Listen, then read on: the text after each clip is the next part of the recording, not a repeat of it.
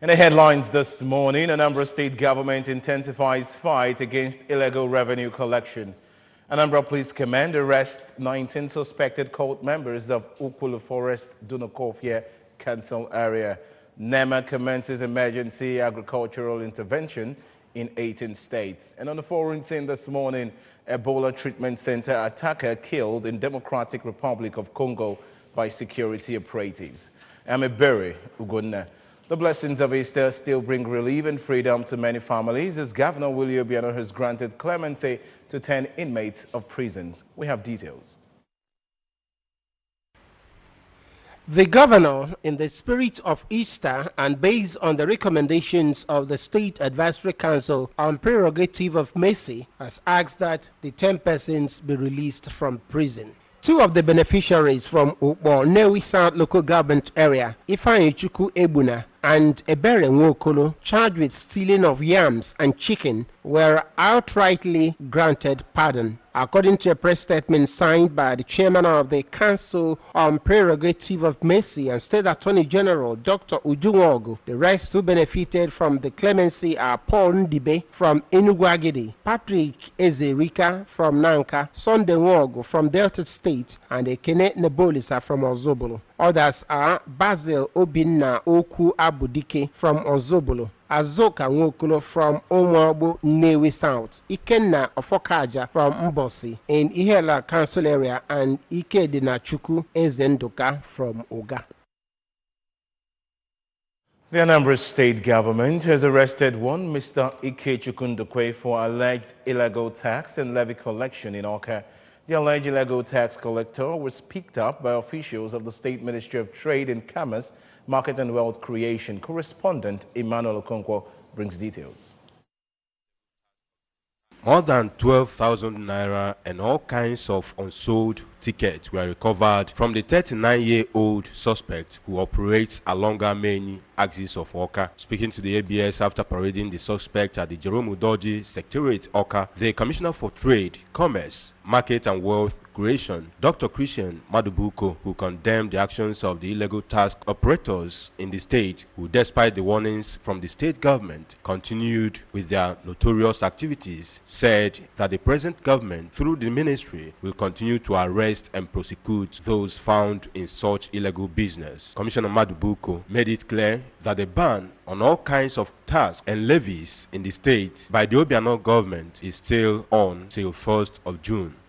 The state government said till June 1 to enable us set a program that will allow the collection to go on so that we can monitor who is doing what and for who and for what purpose.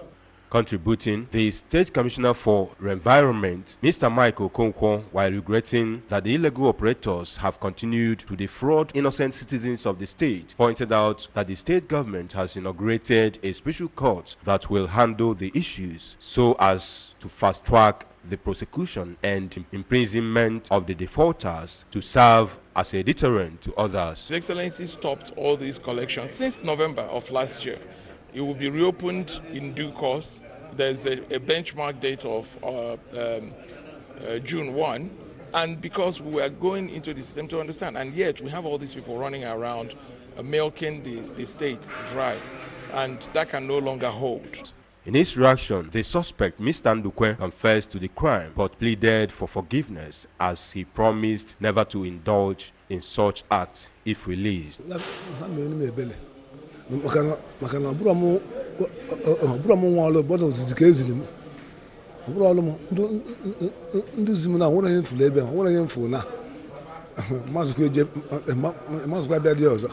the Jerome Udoji Secretariat in Oka, I am Emmanuel Okonkwo, reporting for ABS News. A young driver of a Toyota Spider narrowly escaped that when his car ran off the Enugu-Onitsha Expressway Oka and bumped into a high-tension electric pole. According to an eyewitness and a testimony by the driver of the car, the driver was trying to avoid a pedestrian who was making phone call while crossing the road when he ran off the road and hit the electric pole, smashing the car's bonnet and windscreen. Correspondent Daniel Ezegwe has more on that. Narrating the incident, the driver of the car, Osinachi Akajudo, who escaped unhurt, said in an attempt to avoid the pedestrian, the car's brake system refused to respond and he chose to swerve to the side of the road. He explained that he tried to avoid hitting the passing pedestrian after several honks from his horn failed to alert him, and he decided to run into the area because he did not want to cause more damage running into a more populated area. What area, I really appreciate God. Yes. Because if not God, I don't know how many people that are wasting life today. An eyewitness, Mr. Ifani Ibe, said it was a divine grace the driver did not sustain injuries, noting that the pedestrian, who was on phone call while crossing the road, would not have survived if the vehicle had hit him. In the middle of road, and without this guy, if this guy is not trying to just does the guy, he will cross the guy. Okay. By God's grace, God really saved the young guy. In Oka, Daniel Ezigwe. The State Police Command says it has arrested 19 suspected cult members of Okulu Forest in Dunukofia local government area.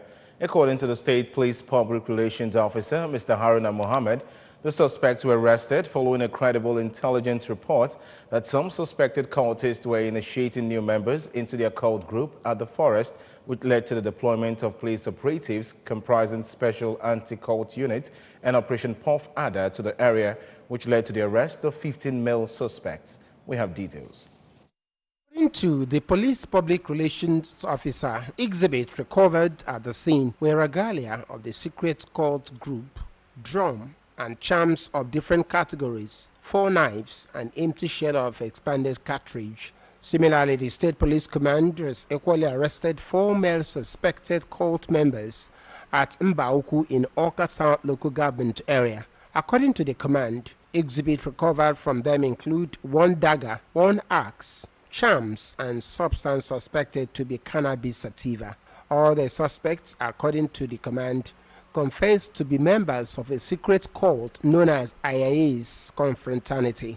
Meanwhile, the statement said that one Anene Chekube, aged 24, alleged notorious cultist who specializes in burglary and stealing, was also arrested at Mbauku, and motor spare parts were recovered in his possession. It said the suspect confessed that he burgled a shop at Izenefite and Osumeni in the Nnewi South local government area and stole the items. The police also said that 12 other notorious suspected cultists were arrested from their hideout at various locations, adding that they all confessed belonging to SVC secret cult group. The statement said that all the cases are still under investigation, after which the suspects will be charged to court for prosecution. Well, moving on to our national stories, the National Emergency Management Agency, NEMA, has embarked on massive intervention exercises to further the implementation of the National Emergency Agricultural Intervention Fund under the National Food Security Program of the federal government for farmers affected by flood and security challenges across Nigeria. The head of NEMA Operations Office, Sokoto, Dr. Kofuworola Soloye, disclosed that the agency has already begun the intervention with enumeration, which is still ongoing in identified states affected by the 2018 flood, which devastated the farmlands. He stated that targeted affected farmers in about 9 local government areas of Kebbi State were presented with identification slips during the enumeration exercises, which will be used for collection of agro-relief intervention. Recalled after the Federal Executive Council meeting had revealed that a sum of 27.5 billion had been approved for the special intervention to assist farmers with inputs such as fertilizers, seedlings, and agrochemical products in 18 identified states in Nigeria. And on business news, the Central Bank of Nigeria, CBN, has dispelled rumors of an unbalanced account. In a statement from the organization's Director of Corporate Communication, Isaac Okorafor, contrary to the headline-grabbing narrative that the discussion was about a fraudulent transaction, this conversation was simply to provide solutions to a misunderstanding that affected the bank's balance sheet. Mr. Okorafor explained that the CBN was approached in 2015 by the National Economic Management Team and the National Economic Council (NEC), chaired by the Vice President, to assist state governments with conditional budget support in the aftermath of the significant nosedive in global oil prices and associated FAC allocations, and in order to ensure that ordinary Nigerian workers got their salaries, pensions, and gratuities, and that the economy continued to recover from recession. The bank provided about 650 billion naira in loans at 9% with a 2-year grace period to 35 states of the Federation. These monies were distributed to the states monthly with documented approval of the Federal Ministry of Finance and the Presidency. And away from that, it was indeed a celebration and joy as Mr. and Mrs. John Ndo, a journalist, dedicated their triplets to Almighty God. The dedication service, which took place at St. Thomas Aquinas Catholic Church, Oka, attracted people from all walks of life, government functionaries, journalists from various media organizations in the state, including Anambra Broadcasting Service, ABS Family, led by the Director News and Current Affairs of the department, Mr. Geb Waleze. Correspondent Ogochukwu Okeke was there and now tells us more. In his message, the state governor, Chief Willie Obiano, represented by the Chief Press Secretary, Sir James Eze, who described Mr. Ndo as a hardworking man, described the triplets as manifestation of God's presence, advising the family to trust in God as he will accomplish what he has already started. This blessing is a manifestation of God's presence in his life, and it should give him the assurance to fight on, knowing that nothing will go wrong with himself and his family and the career that he's building. So I wish them well. Earlier in a homily, the vicar of St. Thomas Aquinas, Reverend Father P.T. Bozo, charged Christians to love one another and extend love of Christ to all people and always live by example. Reverend Father Ibozo charged the parents of the children to endeavor to raise them in the fear of God in order to help them become a blessing to their family and the society at large. As a father in the Lord, I bless you with this. But we don't value whatever price is not placed upon. Congratulating the parents of the triplets, the Managing Director and Chief Executive Officer, Anambra Newspaper and Printing Corporation, publishers of national light newspapers, Sachuka Nnabife, expressed joy that one of his staff gave birth to triplets and prayed that the children will grow to the highest heights God has destined them. Thanking God for the divine gifts, parents of the triplets, Mr. and Mrs. John Ndo, who said they were overwhelmed with joy, thanked God for blessing the family with triplets and prayed that the children will be a light and walk on the path of God. It's an opportunity for us to thank God for what he has done to my life, to my family. First, I thank him for my wife. I asked for the wife, he gave me a mother. And now I ask for the child, he gave me children. So I think we have to deem it fit and proper to dedicate them to the Lord Almighty. The service featured dedication of the triplets and Thanksgiving. In Oka, Ogochukwu Okeke reporting for ABS. Well, moving on to the foreign scene now. Police and soldiers repelled an attack on an Ebola treatment center in the Eastern Democratic Republic of Congo overnight, killing one assailant, a government official said. The dead man was a member of the Mai Mai rebel group, Sylvain Kayamanda, the mayor of Butembo in the North Kivu province, he said. North Kivu province is at the center of a new outbreak of the viral disease, which has killed more than 1,100 people since last August, out of about 1,600 infected, according to the authorities. Among these, 99 health workers have been infected and 34 have died. The Ebola fight back in the region is hampered by the presence of warring armed groups, including the Mai Mai, and by locals in denial who refuse treatment and ignore prevention advice.